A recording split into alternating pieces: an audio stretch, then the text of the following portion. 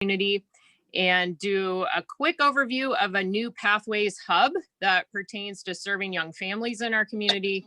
And then finally hear from Brittany about a new kinship and adoption navigator program that can support families that we work with every day. So that's an overview. At the end of the agenda, like usual, we'll invite Preschool Promise providers to stay on for Q&A with Ashley. We are in our application process for the new school year, and we'll be welcoming West Carrollton into the mix for Preschool Promise in the new school year in the fall. And so we'll just invite you to ask any questions you might have before applications are due on March 1st. So to kick us all off, Lisa, thank you for being here, along with, I think, Lauren team. So we turn it over to you. Awesome. Thank you much. I'm Lisa. I'm the Strategic Director in the Miami Valley. So we work closely with Preschool Promise and also with all other programs in Montgomery County and supporting you all in your whatever needs you have. So I want to start off with giving you an overview of training opportunities and things coming up just to make sure you all are aware. With CDA, we're currently recruiting for CDA classes, and there is a scholarship that covers 100% of the tuition. So if you have had an interest in that, we will have a scholarship for you. The only thing that would be out of pocket for you is the cost of the books, which is $87, and the portfolio materials, which is $10. So this is a great time they are all online right now. There's orientations on March 10th and April 7th, both of those from 6:30 to 9 o'clock. We have different cohorts starting up and they'll be offered at different times based off of the cohort. Another thing with CDA, if they've done this a couple of times, and as we've had the pandemic and different situations, they are extending the renewal amnesty program until June 1st, 2021. So if you're at that point that you let it drop and you think you'd have to start all over again, please contact us or go to cdacouncil.org and we will help walk you through what is needed to make sure your CDA is current and you're able to maintain what you worked hard for. So that is everything around CDA. Around training, we're going to have our new PDO coming out March 1st, and we are doing themes per quarter this year. You're going to see some different things come out on a landing page for professional development. It's going to kind of share with you some of the different focuses. The focus for next quarter is learning environment. So most of the trainings will be somehow incorporating that piece in. So that is everything we have for the training.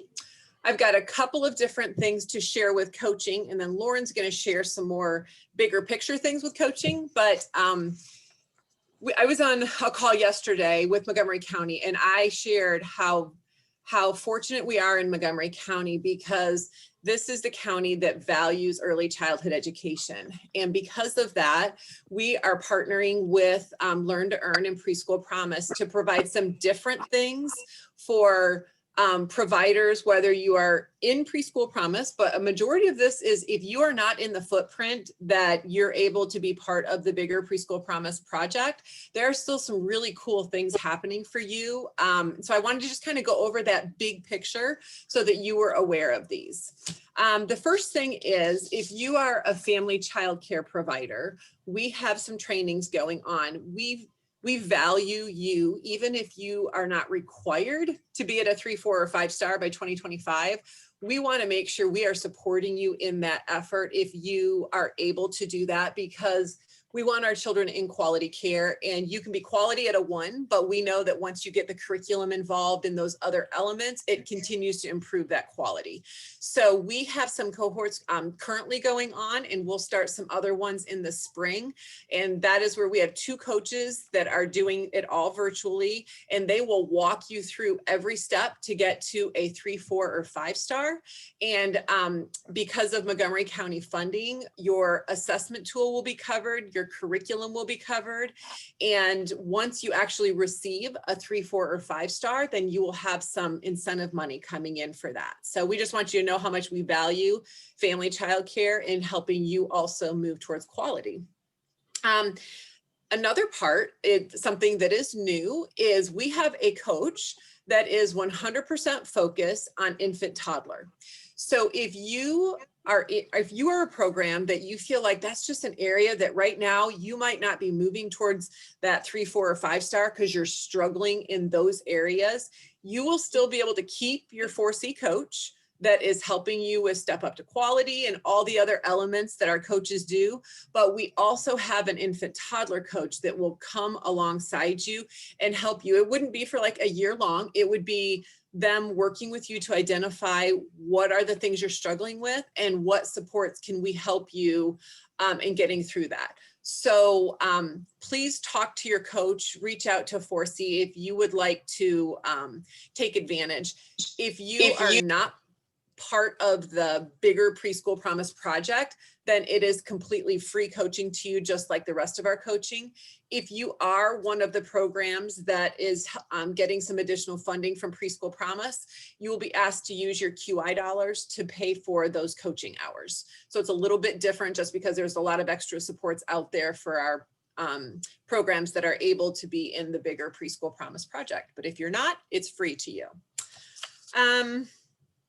The other thing before I hand it off to Lauren is, once again, and this is where I just love working with Montgomery County, because they of course value all of you that are able to be part of Preschool Promise, but they look across the entire county and said, we want to make sure we are providing the funding to support every program in the county, even if they can't be in the actual Preschool Promise project because of where they're located. So we have a coach that is focusing in, and you might have one of the other 4C coaches. And if sometimes there was a reason to stay with that coach, sometimes we moved you to a new coach who, she's amazing. She's coming from lots of experience as an admin, and her focus is to work with you, individualize what you need to get to a 3, 4, or 5-star, because it is so critical that we all are moving towards that higher level. But we know that a 3, 4, and 5-star, you're implementing curriculum. There's a lot of different components. So we want to make sure that we've got coaching staff that can focus in that time and can help you identify if there are some barriers that are stopping you from getting there. We have some additional funding that we might be able to help out in some areas. So it's really important, if you want to explore this more, to get with us, because there's an MOU that you sign that basically says, if I'm part of Starbound, I'm committing to this, and 4C is committing to this, and Learn to Earn / Preschool Promise is committing to this. So we're super excited about this, that we're able to provide an increased level of coaching all the way across Montgomery County because of the way that our county has come alongside and supported early childhood education in such amazing ways. So that is the big picture of some of the newer work that we're doing, that there's some financial components that we're able to support you all in a different way, thanks to Montgomery County. And then we also want to share with you some other things with 4C coaching that I'm going to hand this off to Lauren, who is that new coach that I was referring to, who will be helping a majority of people that are moving to their 3 to 5-star. And she's going to share with you some other pieces of 4C coaching that we're doing to, because we have hundreds of programs, different ways that we're supporting you in your renewal and as you increase in your stars. So Lauren, if you want to take it from here. Thanks, Lisa. Hey, everybody. So what I have is, we are going to be having virtual work sessions. These are going to assist programs with your initial ratings as well as your renewal ratings. So these sessions can be found on the professional registry. And then I also want to remind everyone that the biennium is approaching quickly. We offer a lot of free virtual class trainings for you, and you can go on Okra and search for those. If you would have any questions at all about whether your staff needs more hours, you can email Andrew, and I'm going to put the email in the chat for everybody. So if you have questions, you can go ahead and email, but make sure you're getting those hours in, because it will pop up on you quickly. That's all I have. So if you guys do have any questions, I'll also put my contact in the chat. I am going to pop off to another meeting, but I am happy to, if I'm not the person with the information, to put you in touch with the right person with the information so that you guys were able to support you in whatever your needs are in Montgomery County. Thank you, Lisa and Lauren. We appreciate all the updates, and feel free to put any questions in the chat too. And then as Angie and I follow up with notes, we can try to answer some of those questions if you do have any questions from what they shared. But again, just want to underscore that we want to help everyone get to that 3-star or higher rating long before the July 2025 deadline for centers and type A providers. So feel free to reach out to 4C if you would like help with that. So next up on our agenda, just a quick update on the governor's budget. Many of you know that the governor released his version of the budget. This is budget season in our state legislature. And so the budget will go through iterations in the House or in the Senate and the House both before it becomes final this summer. And so what I wanted to share with you, a couple things that directly relate to childcare. One is the governor has proposed an increase in eligibility for subsidized childcare for publicly funded childcare Title 20. Instead of 130%, it would move up to 138% of the federal poverty level.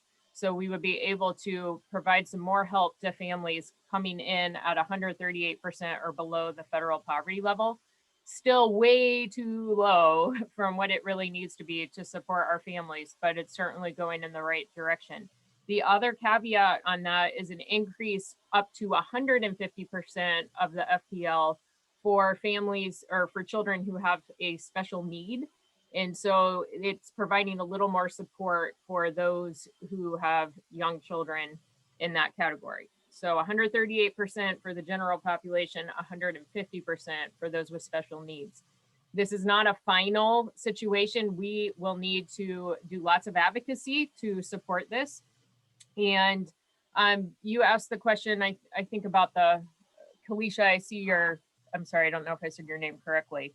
I was just playing with that calculation yesterday. Let me give you, this is an approximate. It would be for like a family of 2, so like a single mom and a child, it would take you to about 23,460. It's still very low. So we need to do a lot more. Thank you, Kalisha. We need to do a lot more work to advocate for increasing this. And in fact, during these next months, that is one thing that we'll be doing, is suggesting this is great that it went to 138%, but we would like to see it go all the way up to 200% and see if we can get any additional movement there. The other piece that's important for those of you serving publicly funded children is a proposed increase to the base rate to get us to the 25th percentile of last year's market rate survey.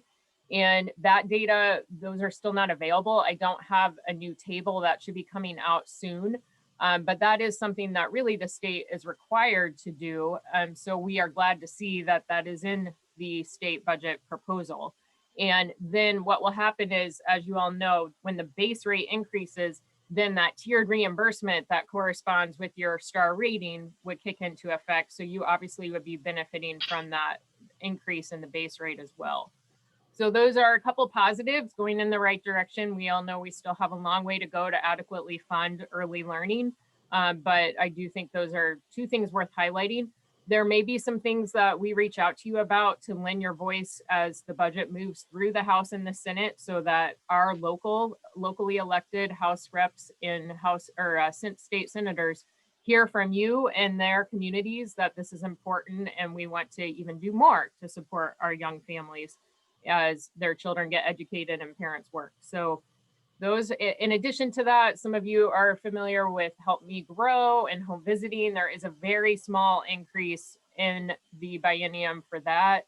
There also are some new grants that will be available to address the infant mortality issues across the state. And so there are some positive things that are smaller. There's also funding for Dolly Parton Imagination Library, which hopefully many of you have enrolled your families in that, where children under the age of 5 can receive a free book in the mail each month.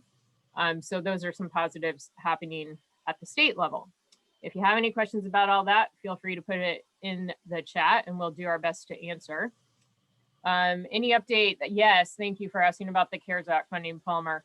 I have been part of some conversations with folks at the state level about the CARES Act dollars.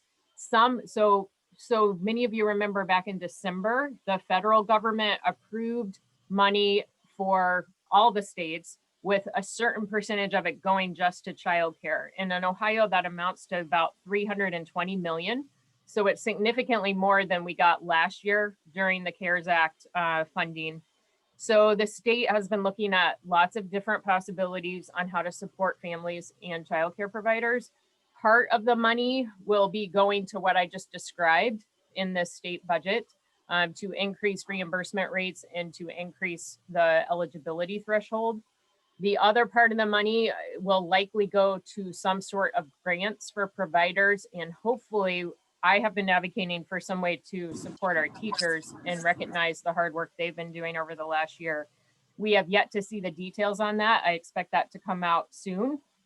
So obviously when we hear about that, we will share with you, and hopefully you'll be hearing from ODJFS too, but there's nothing decided for sure about that yet, Palmer. If anybody else has any other questions, feel free to chime in. All right, if not, we're going to move on to our ODJFS updates brought to us from Trente and Kelly. So thank you for being with us today, Trente and Kelly. I hand it over to you. Of course, I'm on mute. Thank you, Robin. Good morning, everybody. Thank you so much for allowing us to join you today and share updates on behalf of ODJFS.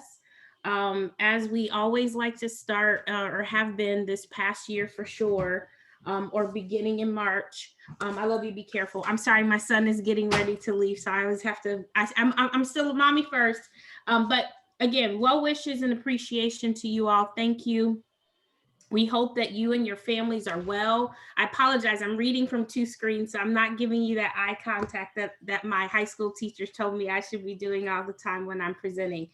But anyway, we hope that you, your families, your staff, your children, parents that you serve are all well. Our thoughts and prayers are with you all again during this very challenging time. We sincerely appreciate all the early childhood educators and school-age professionals for their passion, dedication, and commitment to helping children learn and develop amongst these very, very challenging times, especially, or an extra special thank you for programs who, again, you are standing the test of time, and you are braving the storm, and you are allowing your program to remain open and operating to serve families in the midst of this COVID challenge.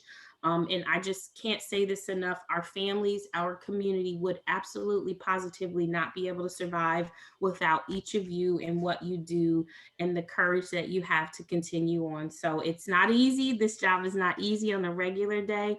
And the fact that you guys are still, still kicking right now, it's just greatly appreciated. And just note that, we appreciate it, and we could not survive without you. So Kelly and I will tag team on sharing updates. We were talking just before this meeting, and we were like, oh, there's a lot to share. We come to you guys quarterly, and one thing's for certain and two things for sure. There's a lot that happens in one quarter in child care in Ohio. So we have several updates. We'll try to stick to our time frame, and we'll share some licensing updates and some step-up updates. Because there's several things to share, and I'm a note taker, so some of my notes are pretty wordy. Kelly and I more than likely will kind of just give a quick overview of the topic, but please rest assured that about after this meeting, I try to do it right away, but give me at least 7 days, but for sure, Miss Angie, within 7 days, we'll have the details of everything that I share with you guys. I'll forward it to Miss Angie, and she's usually really good about sending those details out so you guys can have a point of reference after the forum to say, what the heck did Trente talk about? What the heck did Kelly talk about? So that way you guys can have that to reference it. And at any time, you don't have to wait until forum. I like to always say that too. You can always contact your specialist, or always contact your supervisor and or our help desk if you have questions or need assistance when it comes to childcare in Ohio. So with that, I am going to share one update, then I'll turn it over to Kelly.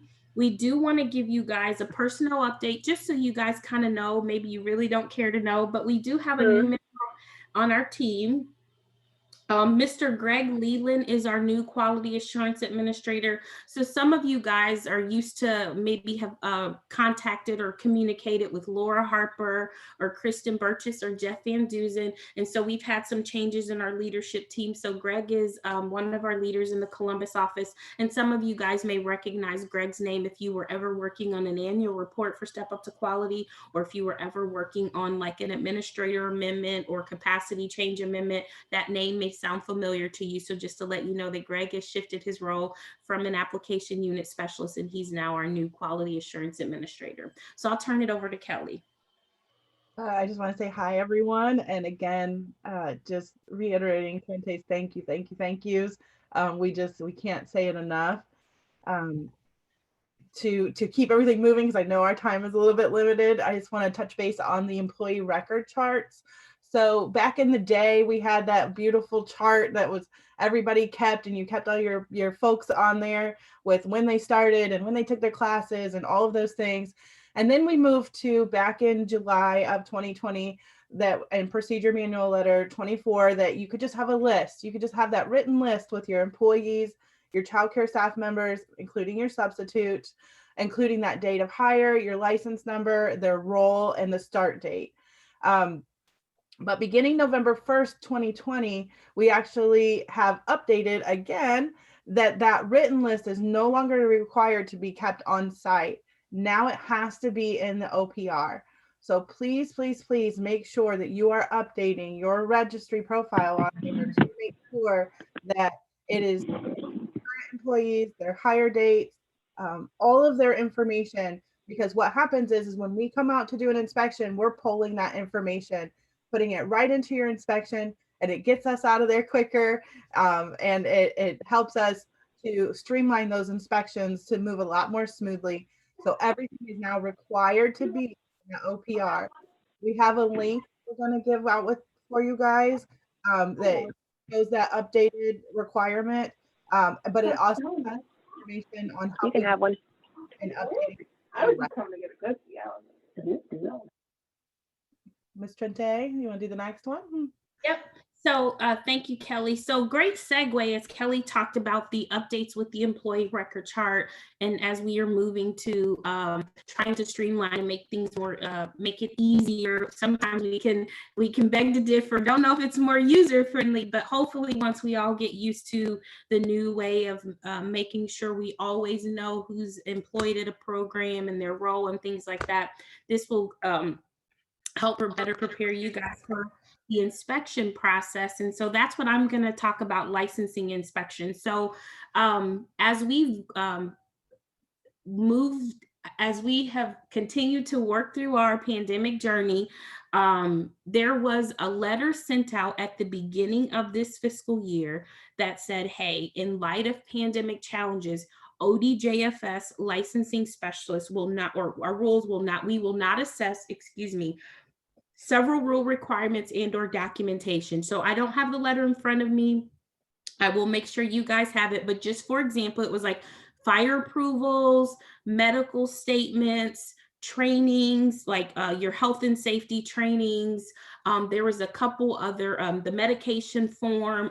There's a couple things that we said until November 29th of 2020, if you have an inspection, we will not be assessing those requirements, because we know that some of the fire departments weren't able to come out and do inspections. Some of a lot of families and staff weren't able to get their children in for appointments to obtain new medicals. Your staff weren't able to get medicals. So in light of all of that, through November 29th, we weren't assessing certain rule requirements. However, in a big however, we are now beyond that magic date of November 29th. And so we are starting to assess those requirements that were listed in that letter. So please make sure after this, when I send the updates that we shared, carefully reference that letter. So, because it's we have a lot on our plate, we understand that, and we're shifting gears a lot, and not on purpose. purpose, but it just unfortunately is the challenges we have to go through. But we want you guys, because if you're like, oh, they're not assessing that. And sometimes, for example, fire approvals, some of you guys may have checked out on that requirement and thinking, I don't have to do that. But now that we're beyond that date, it's very important that you guys know at this time we are required to assess it. So I just want to remind programs that there's those requirements that were for a while during this fiscal year we weren't assessing. We are assessing those things now. So you want to keep those things on your radar so you're maintaining compliance with that particular rule. Okay. Okay, so I'm going to address the elephant in the room, administrator rules trainings. We know you want it, and we apologize for the amount of time it was taken to totally rock our worlds and change our platform to a web-based training versus the long day of in-person training. So we've created a 2-part virtual session. In order to receive the full credit, you have to do both parts. Part 1 of the virtual format can be completed in the OPR. It's on your own. You go in there on your own time. You take part 1. And then part 2 is going to be facilitated in Microsoft Teams. So the information is going to come out soon on how to get registered and what we need you to do.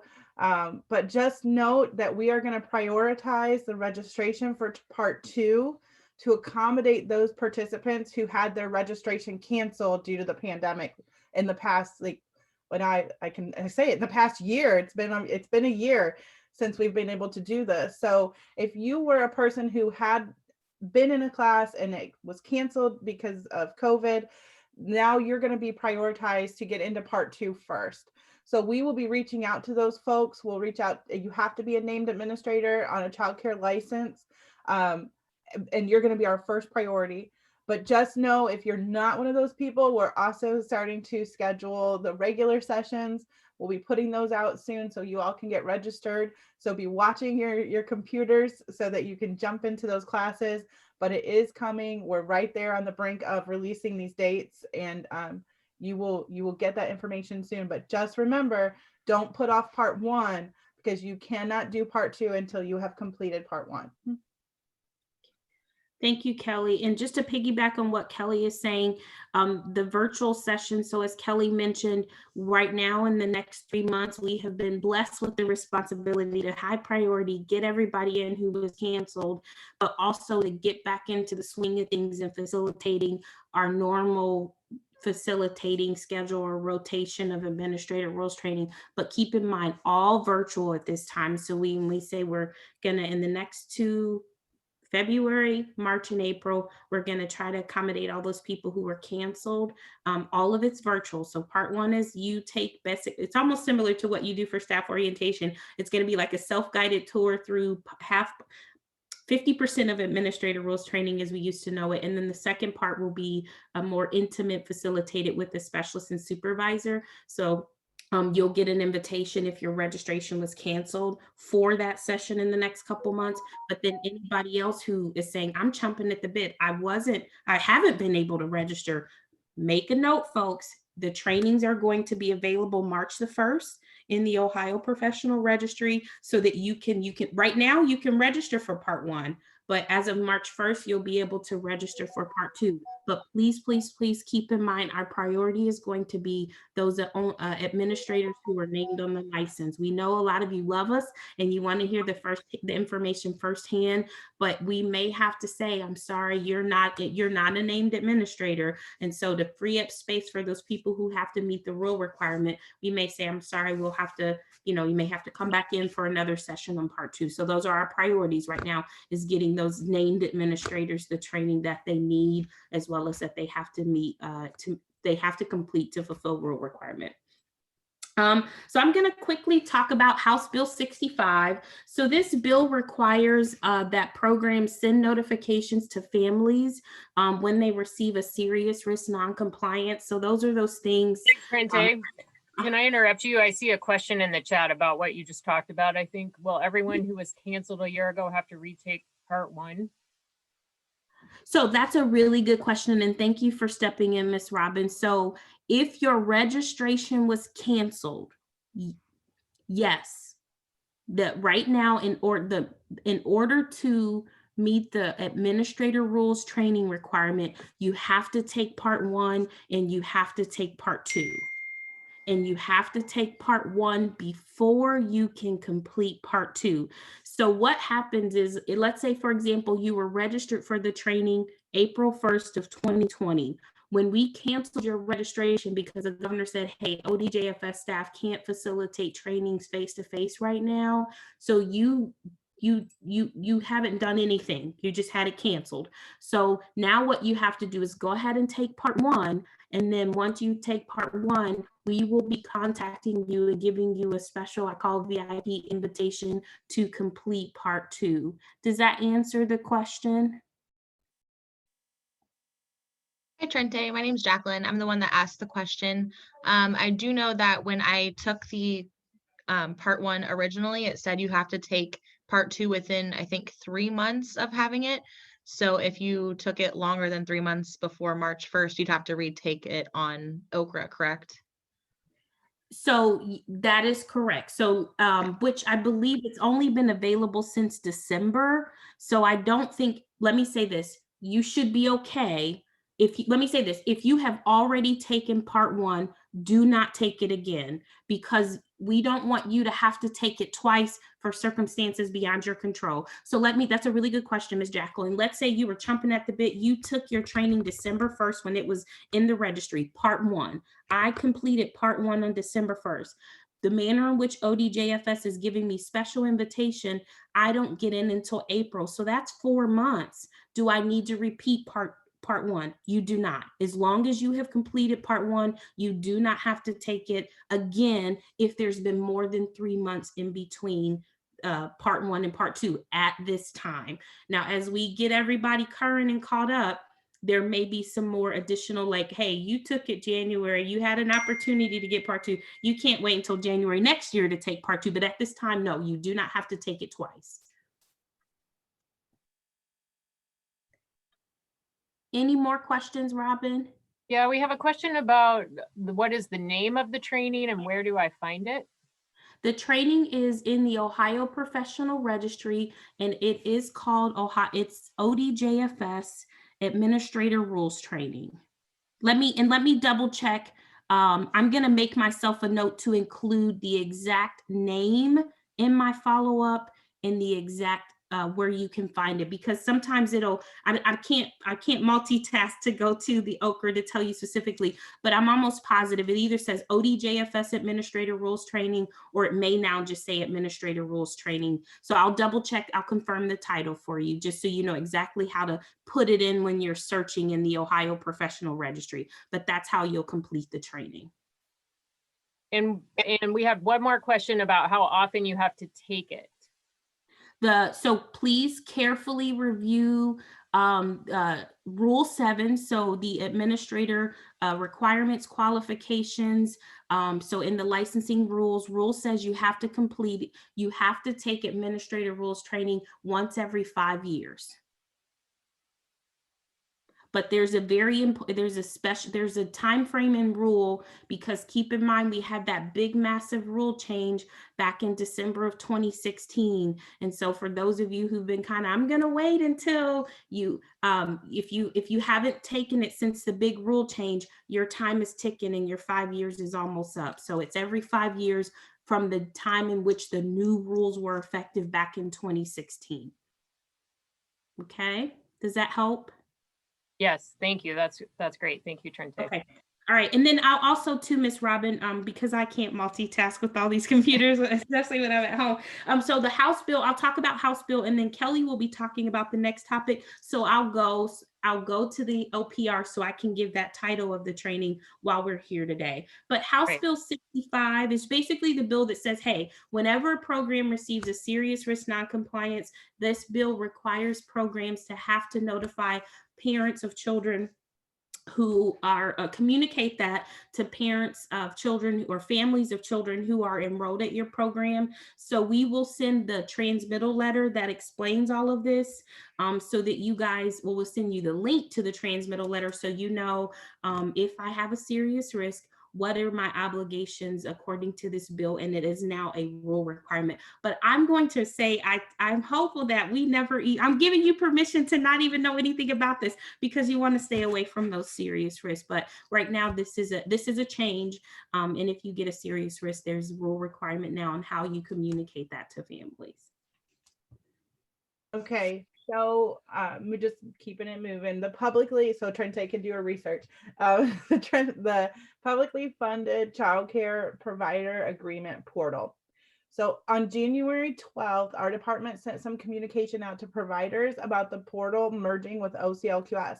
So previously you had the provider portal and OCLQS was kind of like all of your program information, and the provider portal had all of your financial information. And what we wanted to do was we wanted to streamline that process. So that system changes allows childcare programs to submit and make updates to their publicly funded childcare agreement, your customary rates, your banking, your tax information, and it's all going to go into OCLQS now. So where you used to put it in the CCIDS provider portal, you're going to put it into OCLQS. And that allows the programs to submit your licensing, your step up, and your PFCC information in the same system. That streamlines that data collection so that and especially where we're saying, you know, if you don't maintain your rating, you may lose your public funded children contract. So we want to make sure that that information is all streamlined. That information was sent out in early January, and the change took place on Monday, January 18th. So moving forward, all programs are going to utilize OCLQS provider portal to access their information regarding their public funding. You can, if you've already got your information in there, you don't have to do anything. You don't have to go in and move it. We did it all for you. It was automatically merged. The information that will remain in the provider portal are items such as your IRS 1099s, your SSID report, payment reports, future authorization reports. Those things will stay in CCIDS, the provider portal, but the other stuff is coming straight over into OCLQS. If you have questions about it, there's new job aids that detail the process on the Early Childhood Ohio website. If you need help, please call the help desk. If there's something you don't understand or you're seeing something that looks weird, please call and choose option 1, and they'll work you through that whole process. Great. So I do want to give an update to a question that I received for administrator rules training. So again, it's in the Ohio Professional Registry where you can register for this training. And the title of the training is called Child Care Center Administrator Rules Training Part 1, and then Child Care Center Administrator Rules Training Part 2. So that's the exact title of the training as it's listed in the Ohio Professional Registry, and I will be sure to include those details in my follow-up. And then I noticed the chat, which I'm not, guys, bear with me, I'm not really good at monitoring this chat and talking. I used to could walk and chew gum, and then I turned 40 and all heck broke loose, but I'm joking. But anyway, the rule 7, and I always like to let you guys know where we're getting this. What are the requirements, or what are the requirements to be an administrator? So in this rule, rule 7, paragraph A, it says item 4, the administrator shall complete the rules course provided by ODJFS. And you have to do it within 6 months of being named. And then administrators who were, if you were an administrator when the rules changed December 31st, 2016, you have to complete it by December of 2021. The date is in the rule. And then the training must be completed once every 5 years thereafter. So I think someone said, hey, I took the training last year. I used to joke when you guys were in my training and say, you met your quota and you don't have to hear Kelly and Trente blab again for another 5 years. So just keep in mind, every 5 years, you have to take the training. And if you haven't taken it, if you took it prior to December of 2016, your time is ticking and you got to get it done before the end of this year. I hope that answers the question. If you've taken it after December 2016, you just look at your training the day you completed it and every 5 years thereafter. Okay. So how are we on time, Miss Robin? Or I'd just like to watch our time. Are we okay to keep moving? We just have a few more updates. Yeah, we should be all right. If you just have a couple more, we should be good. And Okay. can you all just clarify in this discussion about the administrator rules, since there are two parts, it's both parts have to be taken every 5 years? Yes, because yes, both parts have to be completed to fulfill the requirement. Yeah. So back when things were normal, we had a 7.5 hour face-to-face training. So right now we've the virtual training is 4 hours, kind of self-guided, and then 3.5 hours with the specialist and or supervisor facilitating the training. We have a question about the capacity limit for the part 2 trainings. Right now it's 25 because it's just, we're going to be facilitating it in Microsoft Teams. And just Okay. because the amount of information and the number of questions at this time, we can only take 25 participants in each session. Great, thank you. All right. Okay. So quickly, just that wanted to give you guys a heads up. There's a new certificate available in partnership with Ohio Department of Job and Family Services and Mental Health and Addiction Services, along with the Ohio Child Care Resource and Referral Agency. All those different agencies or organizations had a meeting of the mind, and they created what's called a trauma-informed care certificate. And so we want to let you guys know that that's a resource available for you all, training to really help your staff serve those children who come from families that we know sometimes experience more trauma than anybody should ever have in their life, and especially in their very young lives. So that's a new, again, trauma-informed care certificate. We will make sure that we send a link.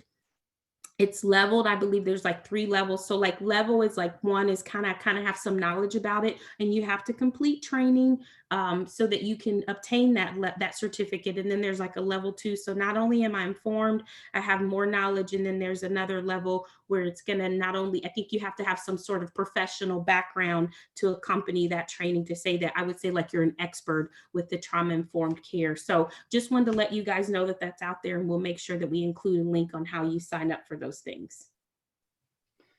I think we've hit this before, but we want to hit it one more time so people just to make sure everybody got it. The temporary closure for rated programs. If a rated program is closed for more than 90 days in the system, OCLQS is going to automatically end your rating. The program has to submit a rating reinstatement request within 30 days of reopening.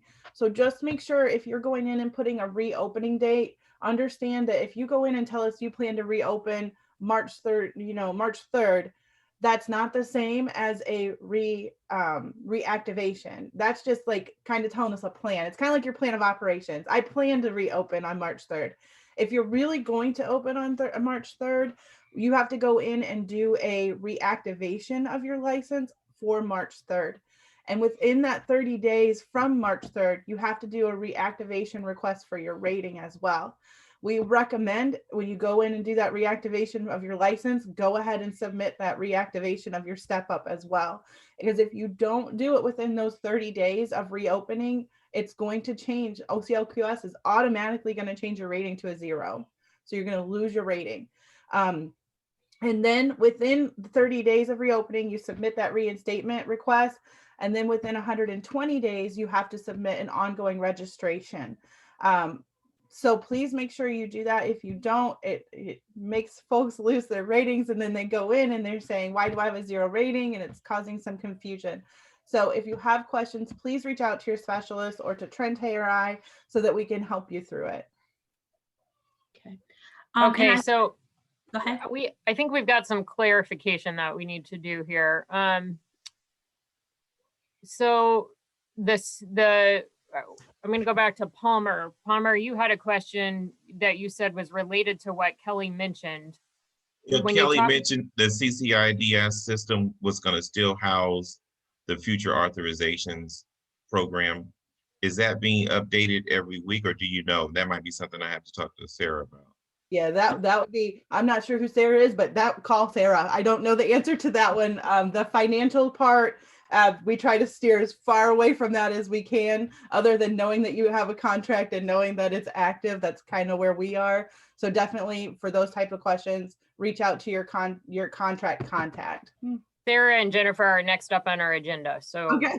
If they can't help, I just want to chime in to Mr. Palmer. If they can't help, you can contact our help desk and they can very specifically tell you how all these systems are working, the OCLQS and all that merged or convert or all that information that merged into OCLQS, and what pieces you still are required to maintain or have access to in the child care information data system. So if Sarah can't help you with that, you can contact our help desk option 1 and they can make that very clear for you, Mr. Palmer. And then Trente, you also talked about the new House bill.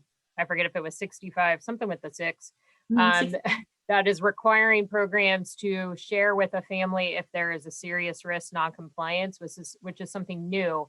And there was a question about if this had to do with COVID. I do not believe it has anything to do with COVID, but I just want to make sure that that's clear. So yeah, let me give some clarity. So there are right now, if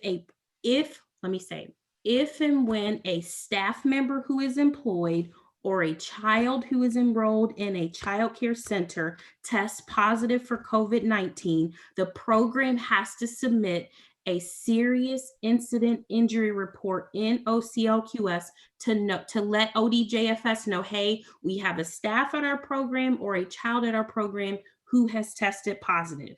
So that's a serious incident injury report.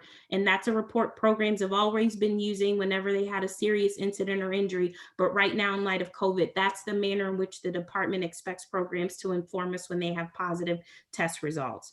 A serious risk non-compliance, that is when in our rules, we have 3 levels of non-compliances. So we have a low risk non-compliance. Oops, I didn't replenish the Band-Aids in my first aid kit. A moderate risk non-compliance is I don't have the appropriate form to administer medication. That's a moderate risk. A serious risk is I left a child outside unattended.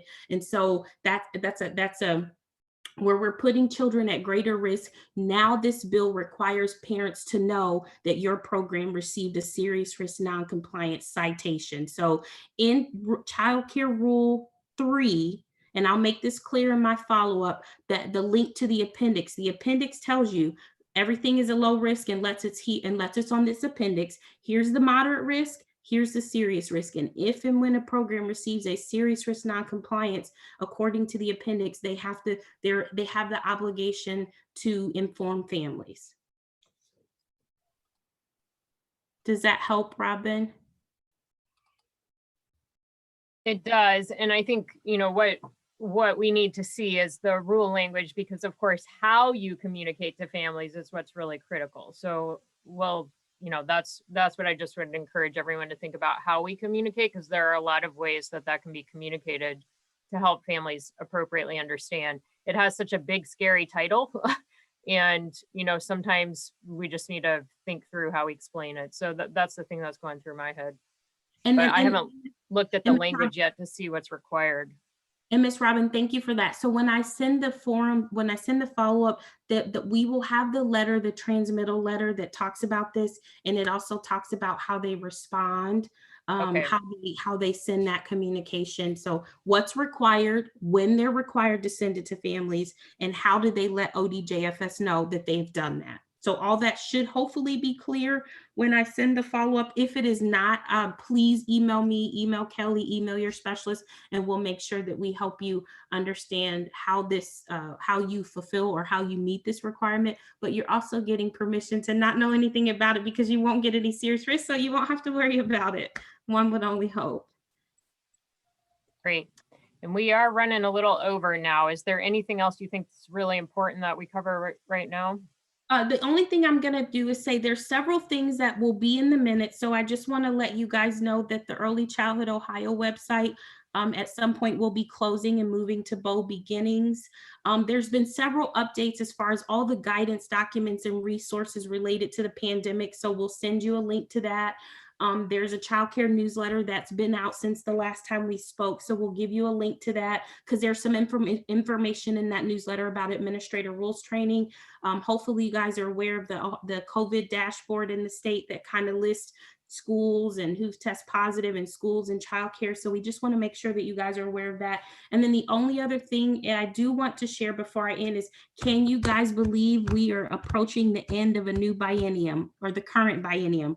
So as I joined the call, 4C was sharing some resources about being highly rated and what we need to do to prepare ourselves for 2025 and getting those 3, 4, 5-star ratings. Right now, if your program is rated, we are approaching the end of a biennium. So this current biennium began July 1st of 2019, and it's going to end June 30th of 2021. So that means if you are rated in that time frame or before, your staff have to have a professional development certificate by June 30th, or it could impact your program's rating. So please, please, please, the Ohio Professional Registry team will be contacting individuals or sending communication to an individual professional, I believe, to say, hey, the biennium is coming to an end. You don't have your PD certificate. Hey, program, these people who are administrators, lead teachers, assistants don't have a PD certificate. And so please don't disregard those notices. Make sure that you are very proactive in making sure your staff have obtained a professional development certificate, so that at the end of this biennium, if that professional development requirement is not met, it doesn't impact your program's rating because one person didn't get the certificate as required. So I do want to put that out there. We thank you so much for your time. Everything that we said, either slowly or fastly, will be in the form. And of course, if you have any questions, feel free to contact me or Kelly or your specialist. Trente, we did have a question about from Debbie Mears, who is at the Kettering Early Learning Program with Kettering Schools. She said we have to communicate with the Montgomery Health Department and the list on our website. Do we still have to communicate further with ODJFS? I'm not exactly sure. Debbie, are you out there? Do you want to turn your mute off and ask your question? We have any case that we have in Kettering School District, and we have childcare within that, we have to report it to the health department, and there's forms that we have to send to them. And we also have to have on our dashboard how many cases that we've had within a week. So there were 10 adult cases of COVID and 12 cases of child COVID. So do we still need to send something to you all too? So Miss Debbie, let me make sure that I understand who is your, let me say, who licensed your program? What does that mean? So She's got an ODE license, but she's got a PFCC contract. She's a bit of an anomaly. So if you are licensed by Ohio Department of Education, follow their requirements. What we were speaking of specifically today is for programs who are licensed by Ohio Department of Job and Family Services. Okay, all right, so, great. So you, like, again, I know that probably is a little challenging, and just to really quickly, Robin, if I can, Miss Debbie, your program, while you're licensed by ODE and you can serve publicly funded childcare, they still, you still follow all of their rules and regulations because you're licensed by Ohio Department of Education. Okay. If you're licensed by Ohio Department of Job and Family Services and serve PFCC, that's not the deal. It's just who holds my license. And so that's their set of requirements you follow. Okay. I hope that helps, Ms. Debbie. It does, because I get confused. So thank you so much. You're welcome. Easy to get confused. There is a lot to keep track of, constantly changing for all of us. Thank you, Ms. Robin, and everybody. Thank you. To join. And again, feel free to reach out to us if you have any questions over what we covered or not, anything. Just please don't fight these battles alone. We are here to help support you and give you everything that we have and all the assistance that we can give you to get through these challenging times. So thank you guys so much and have a great afternoon. Thank you, everyone. Thank you, Kelly and Trente, for spending so much time with us. Super helpful to hear the updates. And can you clarify on the childcare administrator rules? We just got an important question. Is this also for family childcare? Is it type A, type B centers or just centers? Right now, the rules, childcare licensing administrator rules training is only for the administrator of a licensed childcare center. If you are a family childcare provider, at this time, you are not required to take the administrator rules training. Thank you, Kalisha. That was an important clarification. Yep.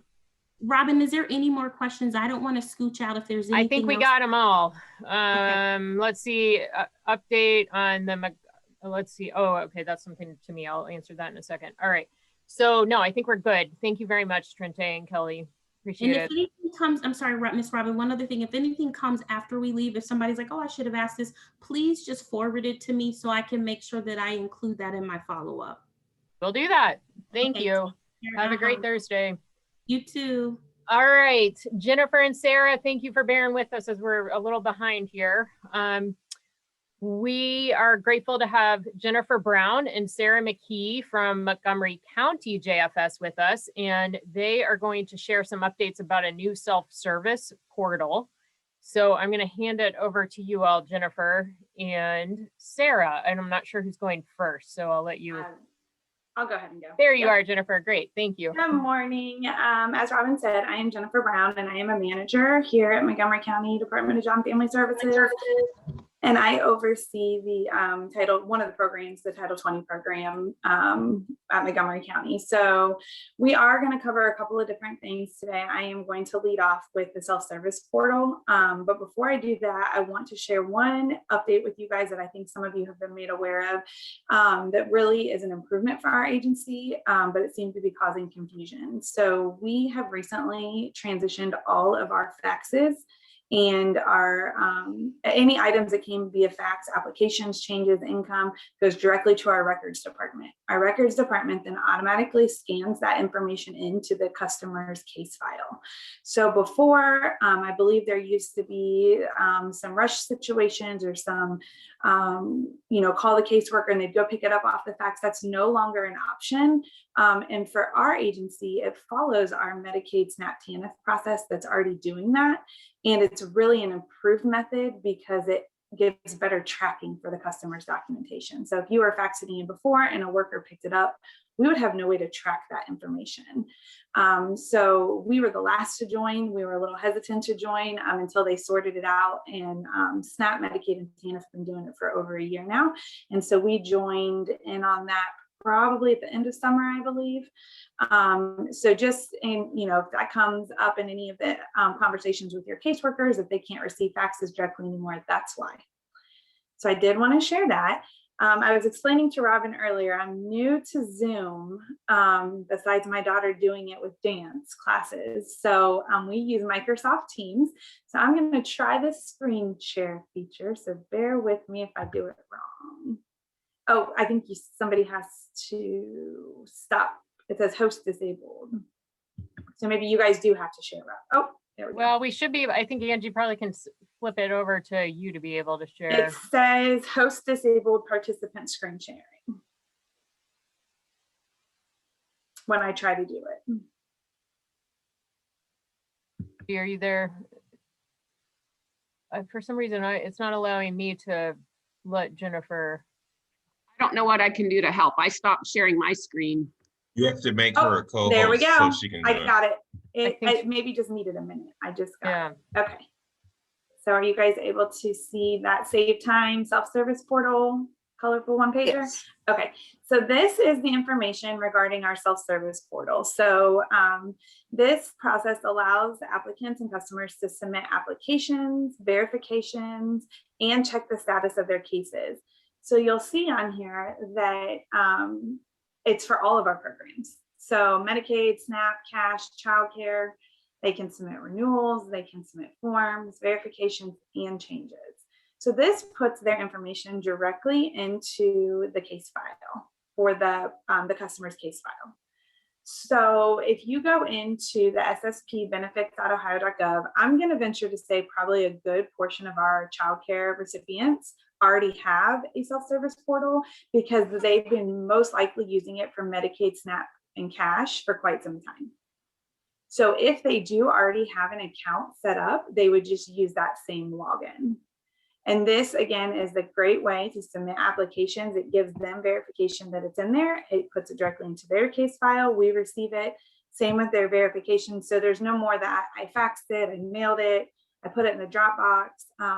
It will really help create that paper trail and that timeline for them, that they can ensure that we've received it, and it kind of timestamps their verifications or applications for us. So I'm going to bop around screen share in just a minute. I'm going to share this next screen. Okay, so are you guys able to see the county website now? Okay, yes. Thank you. So as you'll see here, if you go to the sspbenefits.ohio.gov, it will show you where you can apply for all of our programs. And childcare has its own link here. So when you go in to do apply, if they do not already have an account, they will use this create one here. I won't be able to create one because we don't have like a mock robot one that I can do. And I don't really want to put my personal information into one and throw our agency off. But this is where they would go to create one. If they already have one, they would just plug their login information here. Now this process again has to be done in one setting. So you create it, you generate it, and then they'll get an email to the email account that they use when they create it, and it'll give the additional steps to create this portal login information. But the most important thing is it does need to be done in one setting.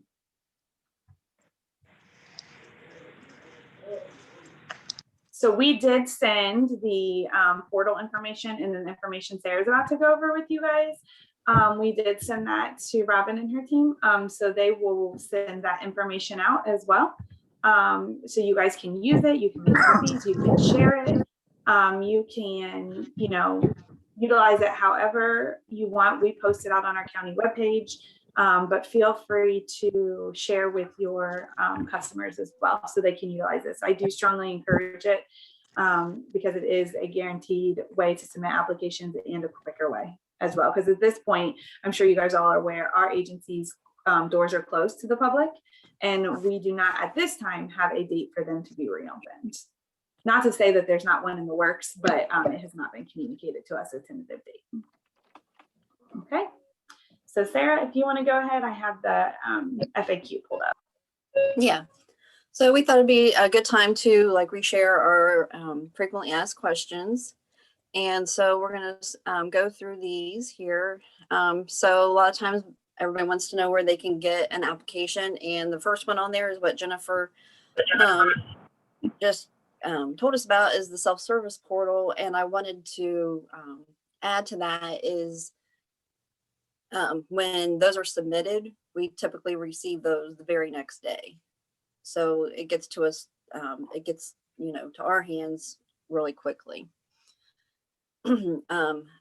Customers can email applications and verifications to this website here, mcchildcareinfo, all one word, at jfs.ohio.gov. Now that's for customers. There is a separate one for you, the providers, and we like to keep them separate so that we, can answer, we can prioritize the emails. Again, you can fax. There's our fax number. And something else I wanted to add on to what Jennifer said too is, she indicated that our faxes go directly to our mailroom now. The emails that you send to me also go to the mailroom. Sarah, can you just remind everyone about the email address that directors can use to email you a question? Yeah, I'll put it in the chat right now. Great, thank you. And then I'm wondering too, Sarah and Jennifer, I accidentally muted you. Sorry about that. I was trying to mute myself. But I was wondering if you could clarify on the portal, what are all the things that a family can do on the new self-service portal? Can they reapply? We had a question about, could they reapply with the portal? Can they request a change of provider? What all can they do on there? Yeah, so sorry, I did kind of go through it kind of quickly, but that colorful sheet that I shared has all the information on it. So it has that they can submit renewals, they can submit new applications, reapplications, they can submit changes, they can submit verifications. They can submit anything that they could turn in to us in person, they can submit through the portal as well.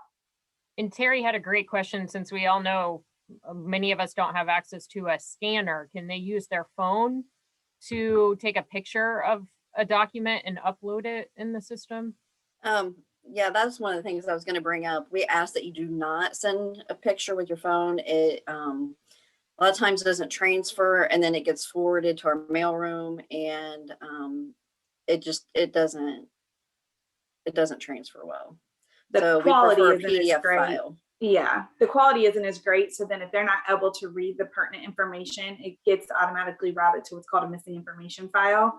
And that gets combined with all our other programs for missing information. So I would really, really, really, like Sarah said, discourage the use of that, especially with the portal. Yeah, I would encourage a phone app that turns it into a PDF file. Yeah, so if they have some way to take a picture and like scan it in a Dropbox or in some other thing where it can become a PDF, I hear what you're saying. Yeah. And then you could upload it. A little more complicated, but that's a way to do it. Yeah. Yeah. So Okay. the way they can submit stuff is through our Dropbox. Because our agency is closed, we have a big Dropbox outside of the job center. It's right out in front, and they can put anything in there, and that goes straight back to the mailroom. Or they can snail mail at the P.O. box. And then everybody's has asked about walk-in Wednesdays. Those are suspended as well because of the virus. Okay. So can I So pause if you some- just one more? Sorry, Sarah, I'm just trying to stay in sync with our chat. We have two people, thank you, Kalisha and Kawana, that talked about iPhones having the ability to upload a PDF in the Notes app, or to transfer a picture to a PDF in the Notes feature. That's cool. I didn't know you could do that. So Kalisha or Kawana, do you want to say anything else real fast about that? So you just take a picture and then. So what? if you go to the Notes app, yes, and it actually has, when you click on the icon for the picture of the camera, it gives you 3 options to choose a picture, take a photo, or scan a document. And so if you click on scan document, it gives you like the phone feature. You can actually take a picture of the document and it transfers it into a PDF, and those files are pretty clear. Awesome. That's great. And like Ashley said, there are also free apps that do the same thing. She uses one called Fast Scanner. So I think these are all ways to make it easier for all of us to be able to share documents.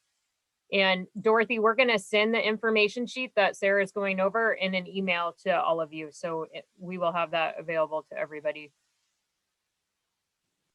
How long after something goes in the Dropbox before it's scanned into the file so they can see it's been received? So Palmer, are you saying like when a family sends something in, is it instantaneous, Jennifer and Sarah? Or? Yeah, we had a family drop something in the box Monday, January. Oh, the physical 25th. box. Yes. The physical box outside. So how long before something happens within that box? They do pick up several times a day. So it really just depends on the time on it. Like if I believe the last pickup is around 3 or 3:30, something like that at the end of the day. So if it goes in after that, it would be the next day. But typically they are scanned in either same day or next day. So I would say safety net 24 to 48 hours, depending on when they drop it off. So if it's been 2 weeks, what would they do? Go on this new portal or? Yes, if we have not received it for whatever reason, yes, I would absolutely encourage the portal. And resend it. Yes, or the email box that was referenced for the customer as well. So they could resend information to the MC childcare info box as well. Thank you. Sure. Sorry, Sarah. Okay. So we just want to go over real fast what's needed for our renewal and our intake applications. The renewal application, the application itself, and then also documentation that they are participating in a qualified activity, and that would be employment. We need the last 30 days of pay stubs. If they're in school, we need a current school schedule and a fee bill with a zero balance. And if they're in some kind of training, verification of the hours of the training, and if the training is paid or unpaid. Then what is required for a new application? All those same things, but we would also need birth certificates for the children that they're applying for childcare for. And also encourage them to please include their childcare provider selection on the application if they know it ahead of time. A lot of times applications cannot be processed because we do not have a provider selection. Can you go ahead and scroll down, Jen? Yeah, thanks. How long does it take to get a determination? Application can take up to 30 days, but most cases are approved before that. Most of the ones that take the 30 days are the cases that the verifications do not return. Number 5, now that I have turned in my application, can I use my receipt to take my kids to care? Some providers will take your children, but others will not. Well, at this time, we know that you're not getting a receipt because you were getting the customers were getting the receipts on the walk-in Wednesdays. So really, this is up to the provider if they want to take the children without an approval. That is a business decision. If we approve the application, it'll go back to the date of application. If it gets denied because they were over income, it will go back to the date of application plus 5 days after we deny it. If the application is denied because they didn't cooperate and finish the application, then there would be no payments. If I change my provider, how long does it take before my provider can see it? After it's processed, it goes through the portal a day after the change is processed. These are all questions like we're asking, like the customer's asking. How long does it take to make a change? Changes are processed within 10 days. Okay, then number 8, I changed my provider. Why do I only have part-time care when I had full-time care before? So this is a tricky one. As I explained before, is that a family can only have one full-time provider per week. And if the change happens midweek, the new provider will only have a part-time authorization for that current week, and then the full-time will start the following Sunday. Okay, then we get a lot of this. Number 9, why did I get a letter that my case was closed for not renewing after I turned in my renewal application? They received this letter as part of a mass mailing by the state to let them know that their authorization ends at a designated date. If you've already turned in your renewal packet, you can disregard this letter.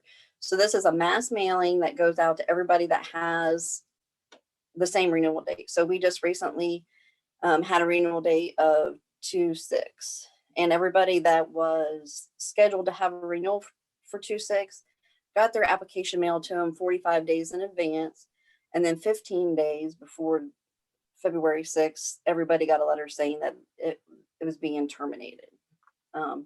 The state is aware that, this letter goes out and causes mass confusion to every county and causes a lot of phone calls and, anxiety, but it's not on their priority to fix.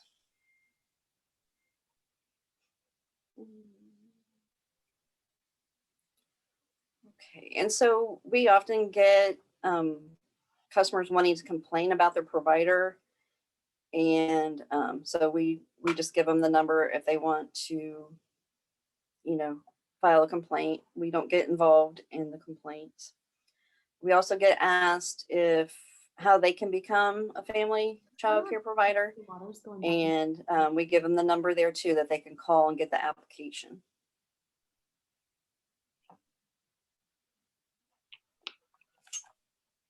Thank you, Sarah and Jennifer. We have just a couple questions. Somebody asked about parents who are working at home. Can they continue to receive Title 20 Do you have any comments about that? I assume this has to do with COVID and so many people now working at home. Yes. Do you think it's been going along for a while or just started? Yes, they can still use it from home because, you know, just as you know, I'm working from home today. I don't have any minor children anymore, but Yeah. they would have to go to care because I couldn't, you know, I'm not being paid to do my job and watch children. So if I took them to care Okay. and I came back home and work, then I would be eligible for care. Great. And then we have a question about how long it's taking for change of providers. Can you give us a feel for how long it should be taking? We have one provider who was noticing it was taking longer than 10 days for her families. Any comments or thoughts about that? They usually are taking 10 days, but if it's taking longer, go ahead and email me at that email I put in the email box or the chat room. Great. All right. Thank you, Sarah and Jennifer. Wait, I have one more thing, Robin. I'm sorry, Sarah. I just encourage you, because the applications and verifications that you are sending to the email box, make sure that there is a case number or social security number on there, because those emails get forwarded to the mailroom. And if it's in there, then they're not going to have to do the research because they don't have access to the KID system anyways. They would be doing all that through our other system. But if you put a case number or social security number on there, that is going to expedite them getting that back to us. Thank you, Sarah. Okay. And then how do they prove employment if they're working at home? I assume it's still the same process because there isn't really anything that asks the location of work on the form, right? Right. So you would just do the Like pay same stubs. process. Yeah. All right. Thank you, both of you, for spending time with us and for accommodating our running a little behind. Sure. No problem. Thank you. Hard to estimate the schedule. Thank you for being here. All right. Let's check in. I think our next up on our agenda is Betsy Kreis. And anybody need to take a stretch break? I know it's been a while. Feel free to stand up and move or do whatever you need to do as we carry on here. We've got just a couple more things. So Betsy, are you out there? Yep. I'm there. You are. I'm gonna. Okay. Can you hear me? Okay. I can hear you very well. Yep. Okay. Betsy is with Goodwill Easter Seals, and I think probably many of you know her, but Betsy, will you just tell a little bit about what you do in case some people don't yet? Yeah, let me try to share my screen here. Let's see. It's not working again. Here. Got it. Do you see the website? I do. Yep. Yay. Oh goodness, I did it right. Okay. Yeah, thank you guys for having me talk a little bit about the child screening program. And I do recognize several of the names, and thank you guys so much for the work you guys are doing. And it's just amazing that you guys are out there, and appreciate it so much for all the families. At this time, we're not doing in-person screenings, as most of you probably know. So we came back into, I guess, our own session, October, November, and revamped things so that we have offerings for the ASQ, which is a parent completed screening form. A lot of you already are using the ASQ, I know.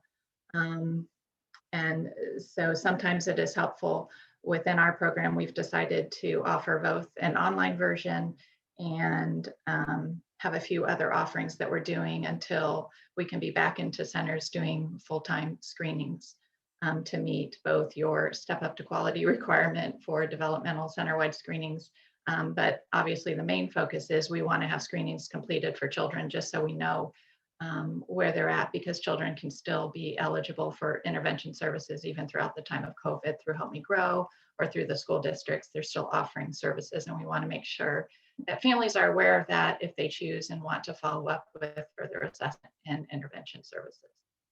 Some of our offerings right now are for the smaller centers. We're doing assisting with completion of packets for paper copy ASQs So for centers that currently do not have ASQs, we are helping you do a center-wide screen. We're limiting that to about 25 to 30 children, though. It becomes a bit cumbersome if it's a very large center. Another offering that we have is that we're assisting with follow-up for children that you identify either through your own ASQ program or through just observation or parent concern. Is we're offering follow-up. We can do phone calls with families. We can provide additional screening tools that might pinpoint the delay or a concern with greater detail through communication screening tools, as well as social emotional behavioral screening tools, and then do that follow-up with the families for you if they feel like it might be better suited to talk to someone else in the community to get a second opinion. We're certainly still offering that service. And then we can also provide you as the center director also with the contact information for different school districts that families and children may benefit from follow-up. The third thing that we're offering is what we've really been working on in the last several months is launching an online ASQ program. This is what the website is. This is on our Goodwill Easter Seal website. And we have postcards that we can deliver to centers that you can distribute to all of your families to complete the ASQ online. This is ideal for centers that are not currently using ASQs as part of their own program, or that do not need the ASQs for their, I guess, community center-wide step up to quality requirement for center-wide screening. Because in that event, I know a lot of centers are already doing their ASQ so that they meet that requirement. We've piloted it with several, like I said, larger programs that have over 100 children where they're distributing the postcards, and then parents can go at their leisure and complete a screening online. I don't know, Robin, in the interest of time, if you want me to show or walk through what that would look like for a family. Do you still want me to do that, or what do you think? Maybe just like the first screen or something, so people have a feel. Basically, like Betsy said, Kalisha, I think this would be an answer for you about a way to access the ASQ without purchasing it for your own program. But we are talking with Betsy about potentially doing an enterprise ASQ so that Goodwill Easter Seals could help be a center point to look at data across the county, but then you would be able to access your own individual data. But it would require you to do it online. So part of what we're trying to get a sense of is how much interest you all would have if we were to do something like this across the county to use an online system. So that's why I think it's helpful for you to see what the online system looks like for parents. Right. And so if the parents come, if we did move into a system where we would share the ASQ data, it would look a little bit different because every portal would be, you would have to share a separate link outside of going directly to our website. But that would all be something workable so that we could share data. And like Robin said, the advantages would be that we could share the information. We also could focus our efforts specifically on those children that pop into the system very quickly that might need further monitoring or referral versus going out and waiting 3 months for a screener to get out to your center to do an ASQ screening. And then we also could be in partnership with you in getting those ASQs completed. I know for a lot of centers, they've said that it's very difficult to get them all returned from centers and get them scored and then do the follow-up. And so we could be a partner in that if we kind of evolved our system to being quite a bit bigger. So if parents currently can go to our website, this is what it would look like. The parents can access it on their phone, iPad, or a computer. So it's pretty easy to access. And they basically would get the entire screening that they could kind of pop through with their kids. And it should take only about 15 to 20 minutes. There might be specific materials that they would have to do with their child and some of the writing activities. So they could enter the data at a later time if they printed the hard copy and then entered it later too. So there's both those options. But if we do a child, they could start by putting in their child's birth date. We'll say this one had no prematurity. We'll say we're screening this little one. Parents submit. Oops, sorry, I did that again. Oops. I don't know why I did that. So going through here.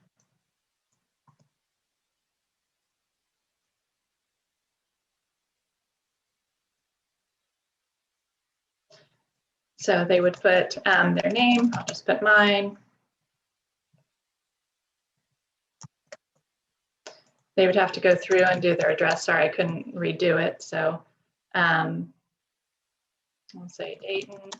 Betsy, while you're entering your address, somebody asked about doing it like with the parents, like asking the questions and entering it for them. Do you have any guidance on how you're addressing that? I know. For us entering it with the families, or for the childcare facility to enter with For the childcare facilities, Yeah. how would you respond to that? Yeah, you definitely, something we had talked about as well is if we did something like the enterprise system is having an iPad available at the center, so that instead of doing a paper copy, you could automatically just do, sit with the family with the iPad, enter in the results as you're working through it with the family. Ideally, the ASQ is best done with in collaboration with another, person sitting, so that there could be giving additional information to say, yeah, I've noticed that, or explain questions that they may have some questions about, like, I don't know, can they do a 5-piece puzzle? The teacher may know that, but maybe the parent doesn't if they don't have access to a 5-piece interlocking puzzle. So always great to do it with the, with the, so.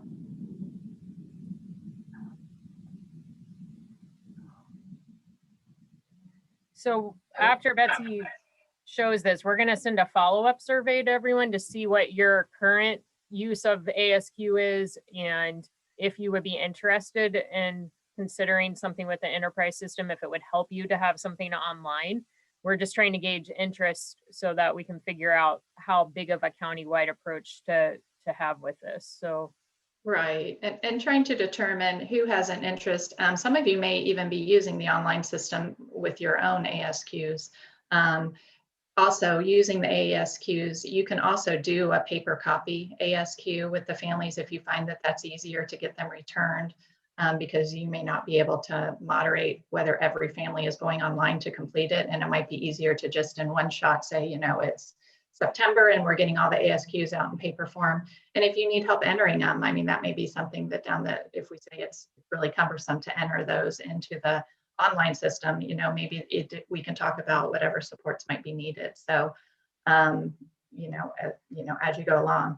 The nice thing about the online system that we have for centers is that we can share information with the pediatric provider if the family indicates that they want that sent to the pediatric provider. And we've also have a custom link that says what childcare, does your child participate in a local childcare preschool program? So I actually do know where the children are if they are in your preschool center.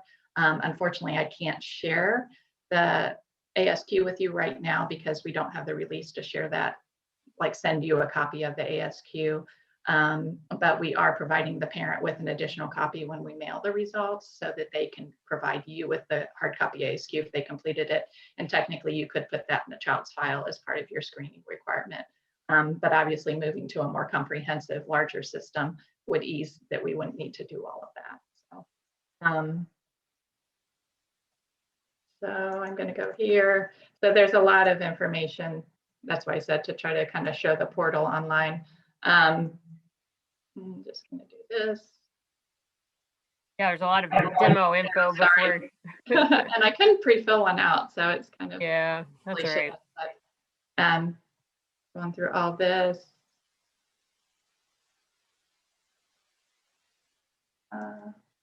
Trying to get to the form. There's a lot of information beforehand. There also is, there's always, but basically it will look exactly, if you're familiar with the ASQ, it looks exactly like this. The parent, like I said, it is compatible on a phone, which is great for families, or an iPad. If for whatever reason you have a hard copy ASQ, you can also go into the system ourselves and enter in that information. So, so basically it goes through the communication. As you go through each link, it will make sure that you fill out every response. And then it tallies the response at the end. So you don't have to score things, you don't have to add it up. It will leave the recommendations at the end for you to determine what to do with that ASQ. I am a trainer for the ASQs, so if there's ever any question when you guys are doing your own ASQs right now too about, is this a child that we should refer or not, feel free to pick up the phone and call me and share those ASQs with me. So I don't know how much more you want me to go into filling I think out. this is great. Yeah, this gives everybody a feel for it. And we did get a question about after the ASQ is completed online, where is the copy stored? Are we able to print results we can share with Head Start and put in the children's file? So Audrey, this is what right now is going just to Betsy at Goodwill Easter Seals. But if we create the enterprise system, it would be, you would enter it and you could put it in for your children and you could access it and do whatever you wish with it. And then we could also look at it globally. So if you wanted help from Goodwill Easter Seals with a certain family, we could connect it, and we would make it so the releases would allow for more readily sharing information back and forth. So right now, the completed information would get printed out and sent to the family, but we would do it differently if there's interest in doing an enterprise system going forward. Hopefully that's. So to be clear too, that your children would not be able to be accessed by anyone else. Yeah, it would just be within our link, but I could separate your children out by childcare, and you could enter in screenings, as a new child starts, as in September, or you could do an annual screening, and then we would get all those results. And really the advantage is that there's just not that wait time of like, I need to go through and I need to score and I need to decide. Instead of just putting them in a binder and saying, yes, did the ASQs, we know that those children that need a rescreen in 3 months, then I can take over that job of like saying, Johnny needs, and here I am, I'm going to send you an ASQ in 3 months and let you know that that was completed. And then we share those responsibilities, and there's level of responsibilities depending on, what the desire would be for the centers.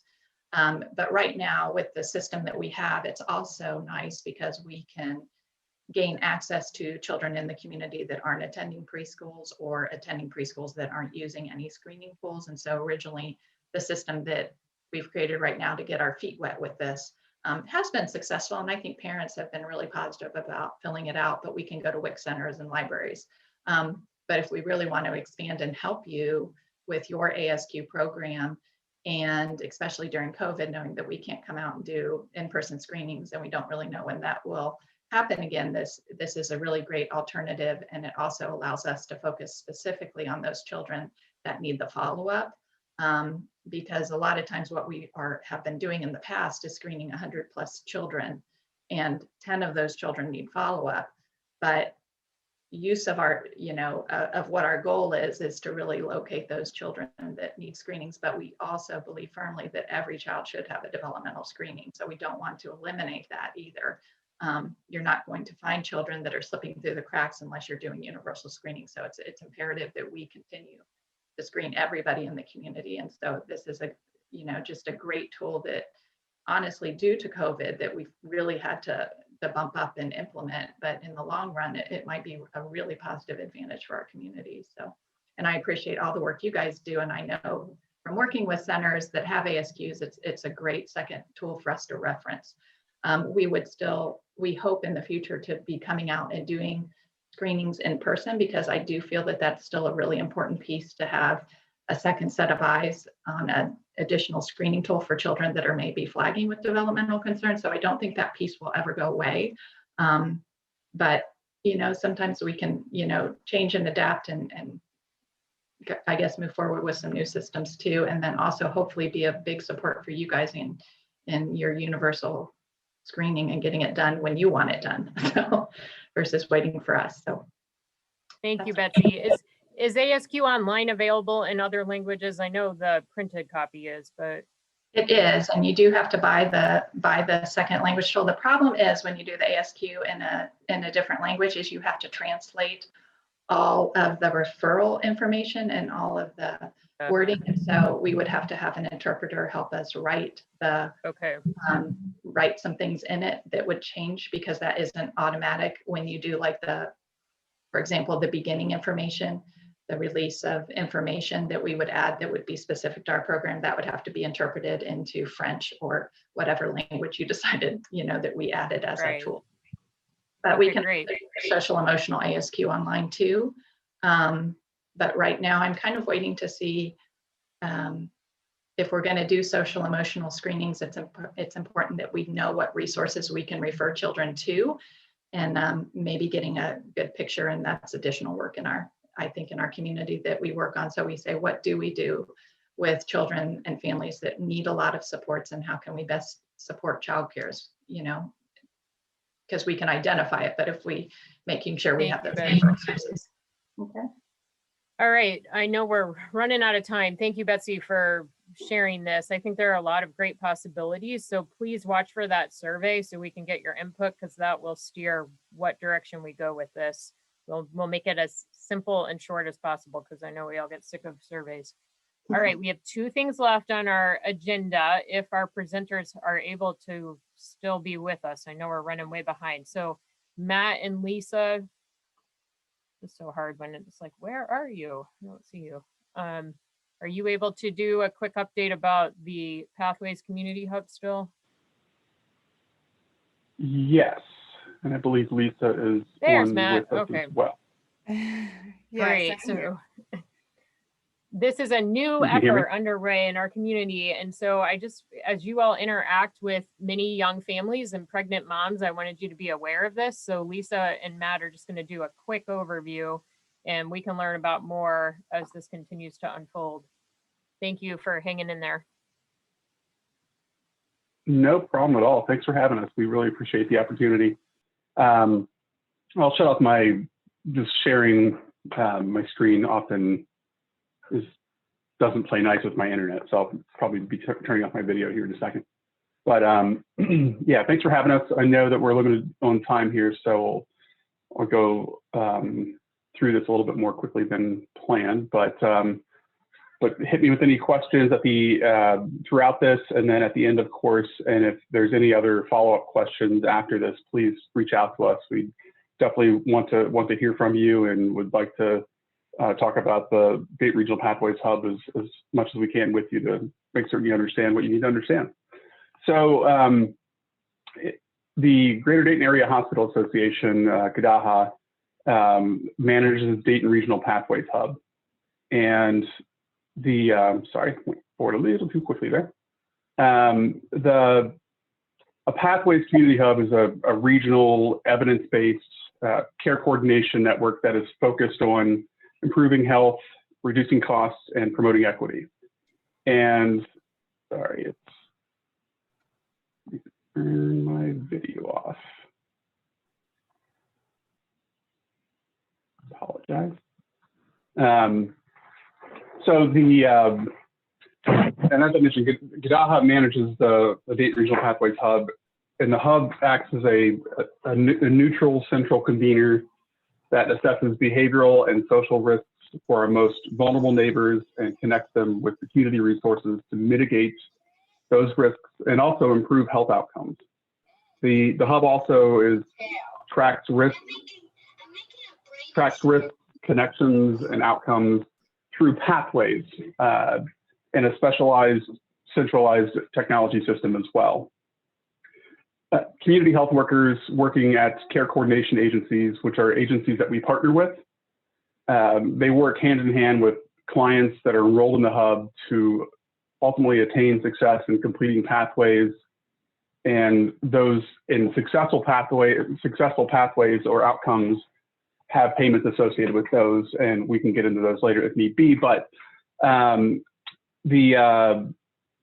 through this model over time, we'll gradually reduce duplication and variation of services, increase health and healthcare value by proactively addressing social determinants of health and connections to care, and increase health equity throughout the community as well.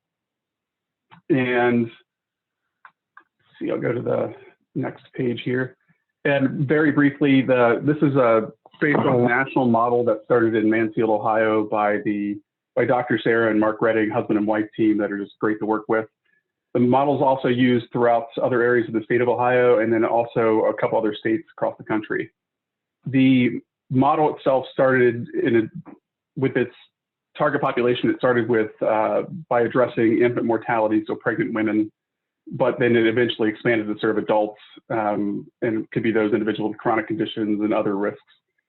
And the Pathways Community Hub Institute is the certification body that certifies hubs like ours. And we'll go through that process sometime in the spring this year. The conversation about the Pathways Hub in Dayton started in 2019, and we held two Putting People First events in November of 2019 to really build awareness of the hub model and see if the community would do buy-in on this. Also in 2019, the GDAHA submitted a grant request to the Ohio Commission on Minority Health, and we received that grant, and then we're able to start utilizing those funds at the beginning of 2020. Like many things in our community, we were delayed a bit due to COVID. I started in my position around mid-June last year, in part because of those delays. But through the Ohio Commission on Minority Health, our focus is on, first and foremost, on minority pregnant women, and with the goal of reducing infant mortality in our community. And we're focused on the minority women due to the disproportionate impact that infant mortality has on those populations. And I also want to point out, we can serve other populations. So it's not limited to just pregnant women, but that is where we're going to be most intentional, in large part because of the funding that we have in place. And as we move forward in securing more contracts with the different MCOs in the state, we currently have a contract in place with Buckeye, and we're close to securing another one with CareSource and a few others as well. As we secure those, then we'll be able to gradually expand to serve other populations. Because once we complete those pathways, we can then invoice those insurance companies. And also, there's the targeted zip codes here. We're going to be more intentional about these zip codes, but we can serve all of Montgomery County as well. And a big component of the hub model are our partner agencies, those care coordination agencies that I mentioned, and the community health workers that they employ. So we currently have 4 partner agencies: Bridget's Path, Catholic Social Services, Community Health Centers of Greater Dayton, and Dayton Children's Hospital. And we started working with them around the summer of last year and did an orientation and training on the hub model and also the centralized data system that they all use with us. And with our partner agencies, the CCAs, we work to develop a better coordinated and connected delivery network for low-income, our community's most vulnerable residents who are at higher risk of poor health outcomes. We also are doing ongoing monthly check-in calls, training calls with our community health workers and supervisors as well from those agencies. We have approximately 15 community health workers at the moment. And those community health workers work with their clients, and they help identify risks and translate those into pathways, and then work on those work on them together one by one.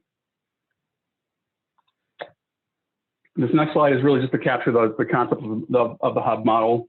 Find, address, risk, and measure. So the comprehensive risk assessment is completed. Then those are the risks that are identified or translated into pathways, and then we track and measure those results through the data system. There are approximately 20 nationally standardized pathways. I won't go into these at the moment, but there's a lot of these, and it covers pretty much every area you can think of. This is just an example of how a pathway would work. In this example, it's a medical home pathway. So someone who we identify who needs a primary care physician, let's say. So we identify that, determine their payer source, their insurance company, and then work with them to identify a provider, and then pathway is completed successfully if we've confirmed that they've kept their appointment with that provider. And these are just some pathways activities, but I'll kind of skip this and come back to it. And actually, I'm going to jump to here real quick, this slide.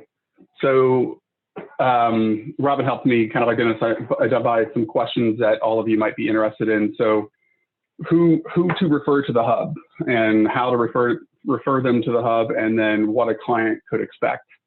So I'm going to go kind of focus on that last part real quick and go back to this slide. So community health worker care coordination responsibilities. First and foremost, they conduct that assessment, as I mentioned, help orient the clients and their families to the program and the services and policies. And a big, most important thing is developing relationships and trust with those clients. And that is just key to everything, to the success of this program. And they obtained consent for the release of information. And then a big one I like to emphasize too is number 3, honoring principles of client-centered practice, including the client's right to self-determination, and reinforcing that the person controls their life. The community health workers aren't there to tell them what to do. They're building a relationship and walking alongside them, working together to identify and prioritize how they need to move forward to help them overcome the various risks and work through those pathways. And then number 4 is just continuing really that work and working with clients to assess their strengths and their resources, their risks and priorities, and then also confirming the connection to care. And going back here, so who to refer to the hub? As I mentioned, we can serve any population in the community that's on Medicaid or Medicaid eligible. However, we are very intentional at the moment on focusing on pregnant women, so those that are on Medicaid or Medicaid eligible. And so those are the ones that we're looking at, and we know that all of you that are on this Zoom call right now, you're very connected to families, and many of you would often interact with pregnant mothers that are out there. And those are the ones that would be perfect to refer to the hub. And with respect to the how to refer to the hub, we have a referral form. And this is also easily accessible on our website as well. And I'll provide some links in the chat here in a moment. So it's a relatively simple referral form. It's a writable PDF, fill it out and email it to us. And then we could follow up with whoever referred them, and then maybe ask a couple additional questions. And then we would reach out to them, enroll them, and connect them with a community health worker through one of our agencies. And that's the major questions. I mean, I know there's a lot here and a lot of information through a fire hose, but I'm going to stop and see if you have any questions, knowing that we have limited time. And Lisa, if you want to jump in and highlight anything. No, I think I put the website in the chat. We have client handouts, as Matt said, and can provide printed materials for anybody that wants it. Thank you, Matt. And I'll Lisa. share, as an example of the printed material, here's a provider handout that's also, there's a link to this that you can download it on our website. And then here is a client brochure as well that we developed recently, and we can provide printed versions of this as well. This is a trifold piece, and this is the inside of it, I believe, as well. So we will put this information in the follow-up. We'll also put Matt's email. So if you would like printed copies of the brochure, you could email and ask them for it. But this, Matt, just to help folks think about if they have a pregnant mom that they're interacting with in their program or in their circles who maybe needs help with housing or with healthcare or with finding a job, with that, we could send this person to the hub, correct? Just trying to help make it real clear what all these pathways. If you know, definitely. Am I getting really bad feedback? Ashley said I've got some bad feedback. I think so. Yeah. So, and Robin, thank you. Yeah, there's all these pathways that we can work with clients on. Another thing I like to point out, and I need to eventually add them to my notes, is that there's not a set time that someone must be a part of the hub. So I know there's programs out there that have limitations and age limitations, but that's not the case with the hub. So a person will be a part of the hub as long as they need to be a part of the hub. And so it could be a good fit for programs out there that maybe there's an age out process, and then this would be a great opportunity to introduce them and make them aware of the hub as an opportunity for potential service in the future. And we're happy to talk through things. So if you have someone in mind and you don't know for sure, feel free to reach out. I mean, I'm happy to jump on a call with you and answer any of the questions you might have. But yeah, any pregnant woman that you think that might need some extra help in different areas, like these that are listed. And it could be, clothing, it could be maybe some food security issues, just anything that's on here and beyond as well, because kind of the social service referrals a catch-all of sorts that catches some other things. Thank you, Matt. We're about out of time. So I appreciate you hanging on. That's all right. Appreciate your help, and we'll keep learning more about this as we go forward. So all right, Robin, thank you. You and Lisa. And Brittany, last but not least, we have a new program, brand new program in Ohio, and she's going to give us like a 3-minute rundown on it before we all have to sign off. Yes, thank you, Robin, and thank you everyone for all this great information. I'm excited. My name is Brittany Bridenstine, and I am the regional director for a new program called Ohio CAN. So we are a kinship and adoption navigator program here in the state of Ohio. I want to just do a sound check. Can everybody hear me all right?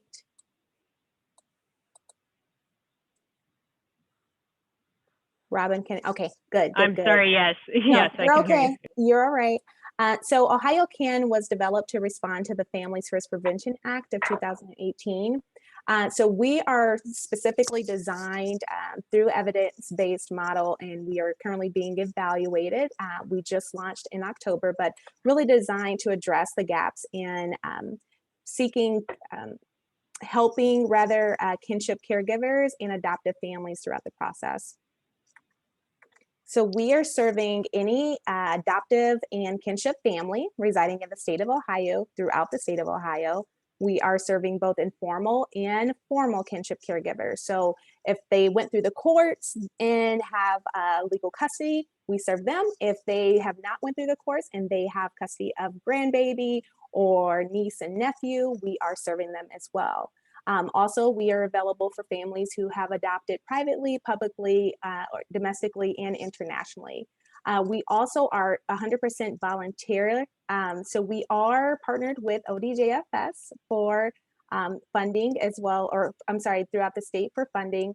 But we wanted to make sure that this program was something that no one needed to have active case management around.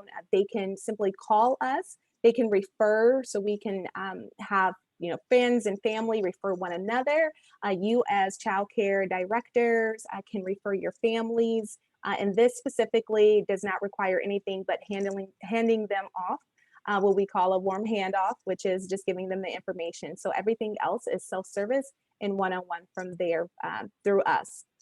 And so our region that I am over includes the 8 counties throughout Region 6, and they're right here on your screen. And we have partnered with the supervising site as Dayton Children's Hospital. So Dayton Children's Hospital actually house our navigators for the community that know their counties, they know their regions, and they're able to really give that one-on-one support to anyone who calls in, and wants to have services. And some of those will include, maybe a family just has an immediate need for being connected to childcare providers. And so we have a great portal that we are able to go through as a navigator and access community resources throughout the entire state of Ohio, but within their backyards as well. So we use their zip codes to really get into their backyards, and we connect them there.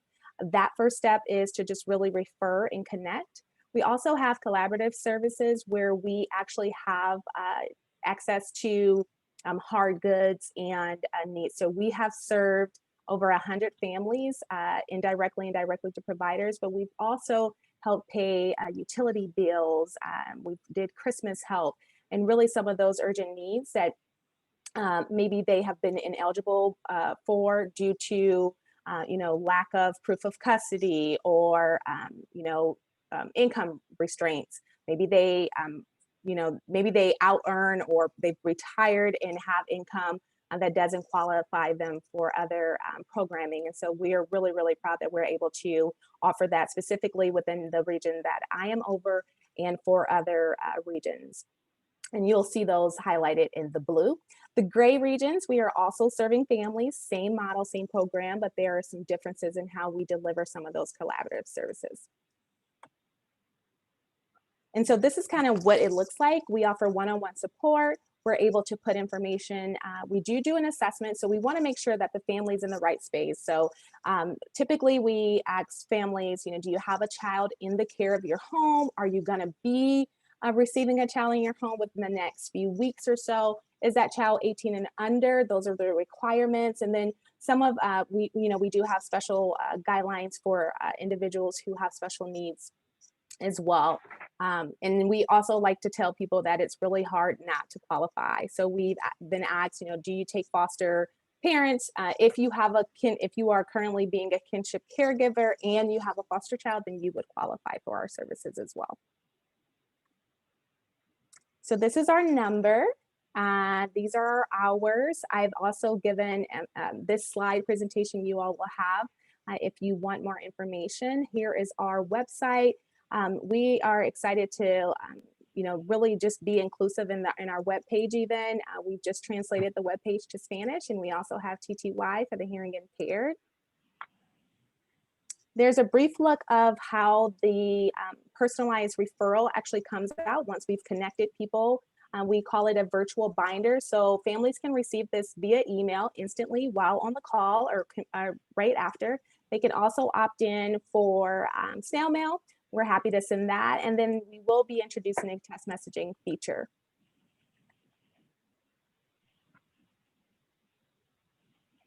Thank you, Brittany. That was super speedy. You're welcome. Yep, no problem. Thank you for being with us today, and thank you for sharing this information about ways we can support families. So we've had a chock full agenda as always, and I appreciate you all hanging in there. I do want to just remind you that we have our Readiness Summit coming up. This will be our 12th annual Readiness Summit, where we invite people from across the county. We have about 550 people registered so far. And this is a great opportunity for you to see others from across the community who care about young children. So please take a minute to sign up for that if you haven't already. We're going to be sending out some fun boxes to people. So we want to make sure we get your information. We're going to actually be building a mosaic together as part of this year's summit that will be permanently installed up in Northwest Dayton. So you'll get to hear more about that. And we have a great guest speaker from the University of North Carolina at Chapel Hill, who will be talking about how we ensure anti-bias in our early childhood classroom. So I think you would find it worth your time if you can join us. And I promise we'll give breaks. It's not just, it's 3 hours on Zoom, and we're not gonna have you sit there the whole time. Palmer has been on our planning committee, so he can attest to that. And you're gonna get to hear Palmer's voice in a really cool way too, so you don't wanna miss that day. And then for those of you who are preschool promise providers, Ashley said she can hang on for a few minutes after. I know we're past our noon hour, but she'll hang on if you have any questions. And I just want to thank you for all you do. I continue to advocate for childcare to be able to receive the vaccine. So just want you to know that I'm continuing to advocate for that with the governor. And I really appreciate all you're doing to take care of families and young children across our county. So feel free to send us any questions, and be safe, stay healthy, and see you all soon.